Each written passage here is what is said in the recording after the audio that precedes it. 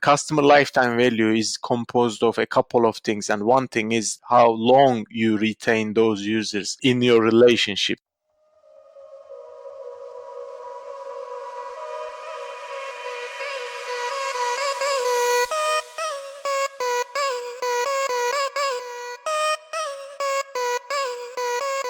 This is Time for Marketing, the marketing podcast that will tell you everything you've missed when you didn't attend the marketing conference.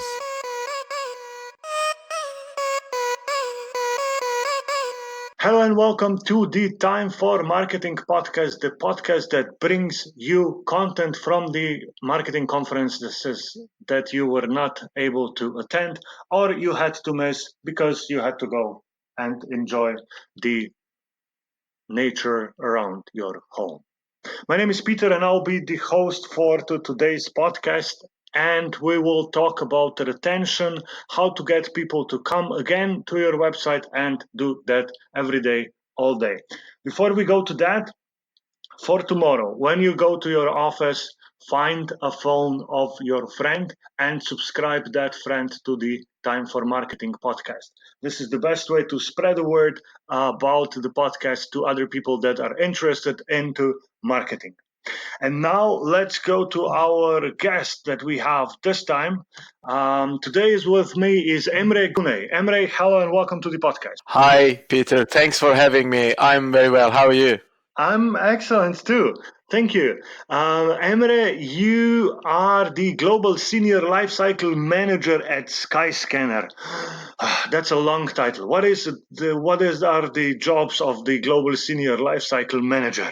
What I do mainly in Skyscanner, we as a team, lifecycle team, we would like to focus on retention, retaining our users, but also on top of retaining users, sending relevant communications to the relevant users at the relevant time with a relevant channel. What I mean by that, for example, if a user is interested for a particular flight but is not ready to book it yet, he or she can create a price alert and we send those price alerts through email or push notification and things like that. So, all right.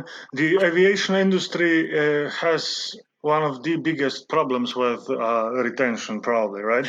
People always go and shop around for the cheapest or most convenient ticket, and it's hard to get people back. That's correct. I can state two main reasons for that. One is the one that you just said. Market is very commoditized and undifferentiated. I mean, there is no feelings towards the purchase of the flight itself. Of course, travel has full of feelings and emotions as human beings, but buying is something else. It's a commodity. So that's the main problem. And second problem, by nature, the travel is not that something that you do every single day, like you message someone or you check your social accounts. So you wouldn't expect from a travel product to have retention rates, daily active user rates as one of the messaging products or social media products. But what you can do, and that's the beauty of the problem, once people are ready to book their travel or like just dream about travel, there you can retain them by reminding the power of your brand and products. All right, so there's a lot of stuff that you still have to work on in your job. Yeah, I contacted you because you spoke at the Digital Zone conference in Istanbul. How was the conference? That was amazing, like the biggest digital marketing conference in Eastern Europe. That was quite inspiring for me for two reasons. One, it was being hosted in my hometown, and second one, I had a chance to speak about retention in a conference which was mainly focused on user acquisition. So to see both sides and like highlighting the importance of retention with an engaged audience like that was quite amazing for me. Which team at Skyscanner is bigger, the retention or the user acquisition team?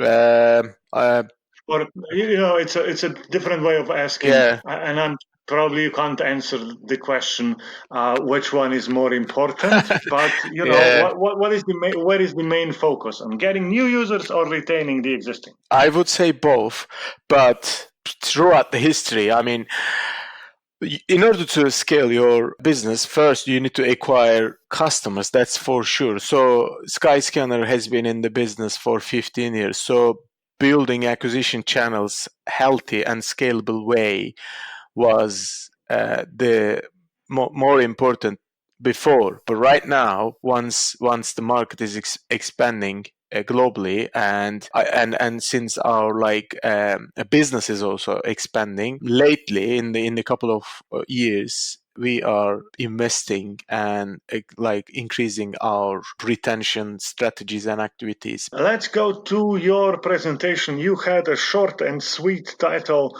Why Retention Matters. And without further ado, here are your 5 minutes for your presentation.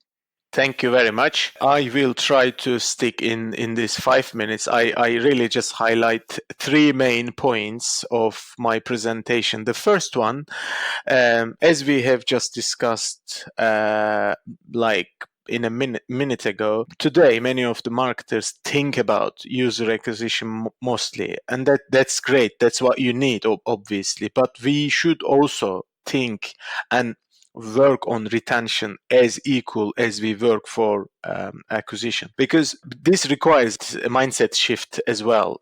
You need to change your mindset from how do we acquire more users to how do we get better at keeping the users we already have. So that's two different mindsets. Of course they are tied to each other, but if you don't ask the second question, doesn't matter how important the first question is. And this brings me to the second important highlight from my presentation, which is okay, but why retention is important. I mean, in a very basic approach, I would say if your users don't return to your website or to your product or to your business, your entire user base will eventually disappear to churn.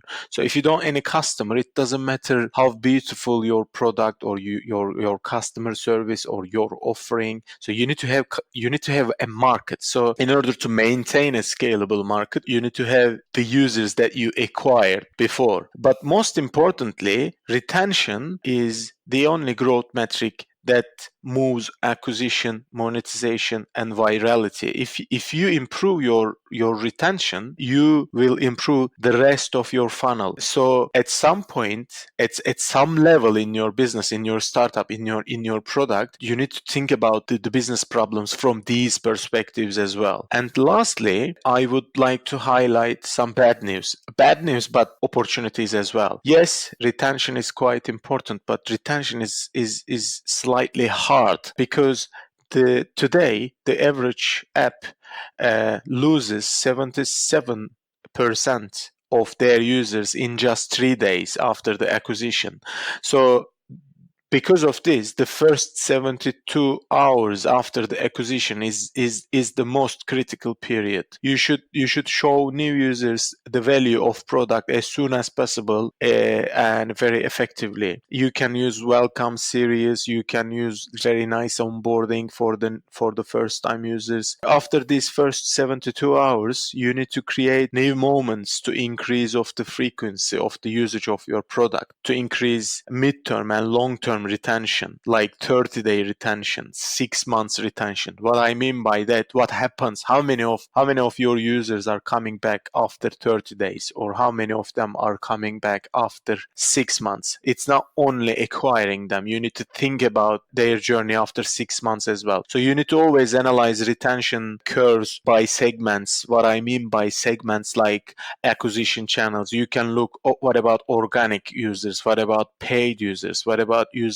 come through social or referral. You can segment by date. What about users I acquired in January, last week, yesterday? You can segment users by user actions. For example, what about users who did a flight search? What about the users who didn't do a flight search? What's the difference of their retention rates and etc.? And lastly, I would like to say you should always experiment, because all these data will show you some indications and you can form really beautiful hypotheses, but you need to experiment, because retention is a marathon. It's not a sprint that you can just like finish it in one day or in a very short term. So it needs to be always in the middle of your business and in your mindset. All right, excellent. Thank you. A couple of questions, of course, as always, in this podcast. When we talked in the beginning, you said that you are heavily using the price alerts on your webpage. And, as myself, as a user of your webpage, these are probably the most usable things that I found on your webpage. You said you are using email and browser notifications. How different are those channels, and how different are they in their results? Not browser notifications, but mobile notifications through our mobile app. We don't use browser notifications currently, but what I can say, those two, if you want, like emails and push. I wouldn't say they are. I wouldn't compare them like for like, because of the nature of the devices and also the medium. Let me give you one example. Obviously, push notification is received by a mobile device, and after you engage with the push notification, you land on the app itself. But through email, you can open and engage with an email either through a desktop device or a mobile device. So the engagement depends on where you interact, like which platform you interact with, but also what time did you receive it, or in what phase are you in your user journey. For example, price alert means if you are setting up a price alert and if you are receiving price alerts day by day, that means you have a very high intent. So sooner or later you would book your flight because you set an alarm. So the open rates, the click rates, the engagement metrics are obviously higher than the rest of the communication types, like newsletters or some other communication types. So yes, they are quite important products in our business as well, and you can leverage those to help users to plan and compare their travels in a more convenient way. Yeah. You mentioned the different metrics, the 3-day retention, 1 week, 1 month retention, 1 or 6 months retention. Which of those, if any, is the most important metric for your team? Or you can call it your North Star or whatever.